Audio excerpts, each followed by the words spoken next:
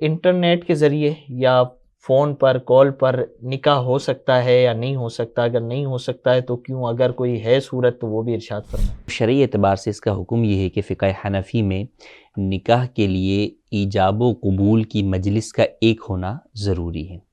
یعنی ایجاب، جیسے کہا کہ بھئی میں نے فلاں بن فلاں سے نکاح کیا،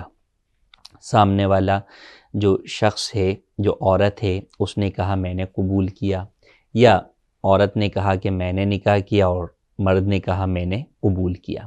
تو ایسی صورت کے اندر دونوں ایک ہی مجلس کے اندر موجود ہوں اور دیگر شرائط بھی پائی جائیں کہ گواہ بھی جو ہے وہ موجود ہوں، دو گواہ ہوں، دو مرد ہوں یا ایک مرد اور دو عورتیں ہوں۔ اب اگر ہم دیکھیں تو ہمارے ہاں معاشرے کے اندر عمومی طور پر اگر ہم پاک و ہند کی بات کریں تو یہاں پر لڑکی جو ہے وہ ڈائریکٹ ایجاب و قبول نہیں کر رہی ہوتی، وہ مجلس نکاح میں نہیں ہوتی، ہال ہے یا مسجد ہے، کہیں بھی ہو، لڑکی اندر کمرے میں ہوتی ہے اور باہر آ کر جو ہے وہ گفتگو کی جاتی ہے اور شوہر سے ایجاب و قبول کروایا جاتا ہے۔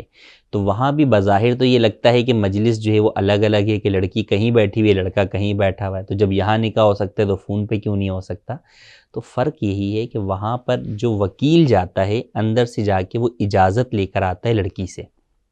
کہ میں تمہارا نکاح فلاں بن فلاں سے کر دوں، اتنے حق مہر کے بدلے میں وہ اجازت دیتی ہے۔ اب وکیل جو ہے وہ آ کے در حقیقت یا تو خود ایجاب کرتا ہے یا وہ قاضی صاحب کو اجازت دیتا ہے کہ بھئی آپ میری موکلہ کا نکاح فلانا بنت فلاں سے پڑھوا دیں۔ تو اب قاضی صاحب جو ہے وہ گویا کہ لڑکی کے نمائندہ ہونے کی حیثیت سے اس مجلس نکاح میں ایجاب و قبول کرتے ہیں، ایجاب کرتے ہیں، لڑکا اسے قبول کر لیتا ہے، تو یوں وہ نکاح ایک ہی مجلس کے اندر منعقد ہو رہا ہوتا ہے۔ اگر ہم ڈیجیٹل ذرائع کی بات کریں، اسکائپ کی، ویڈیو کال کی یا فون کی، تو اس میں مجلس جو ہے وہ الگ الگ ہوتی ہے، اگرچہ سامنے ایک دوسرے کو دیکھ رہے ہیں، ایک دوسرے کی آواز جو ہے وہ سن رہے ہیں، اس کے باوجود مجلس الگ الگ ہے، دونوں الگ الگ جگہ بیٹھے ہوئے ہیں، تو یوں فون پر نکاح جو ہے وہ جائز نہیں ہے، ویڈیو کال کے اوپر نکاح جائز نہیں ہے۔ اس کا جائز طریقہ بھی وہی ہوگا جو ہمارے ہاں عام نکاح میں ہوتا ہے کہ لڑکی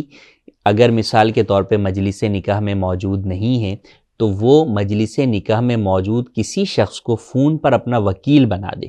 کہ میں فلاں بن فلاں کو اپنا وکیل بناتی ہوں کہ وہ میرا نکاح خود یا کسی اور کے ذریعے سے فلاں بن فلاں سے جو ہے وہ اتنے حق مہر کے بدلے میں کر دیں۔ اب وہ اس مجلس نکاح کے اندر جو لڑکا موجود، جو وکیل موجود ہے، وہ جو ہے وہ پھر ایجاب کرے گا کہ میں اپنی موکلہ فلانا بنت فلاں کا نکاح تم سے اتنے حق مہر کے بدلے میں نے کیا، اور لڑکا کہتا ہے میں نے قبول کیا، تو یوں نکاح منعقد ہو جائے گا، جبکہ دیگر تمام شرائط پائی جائیں۔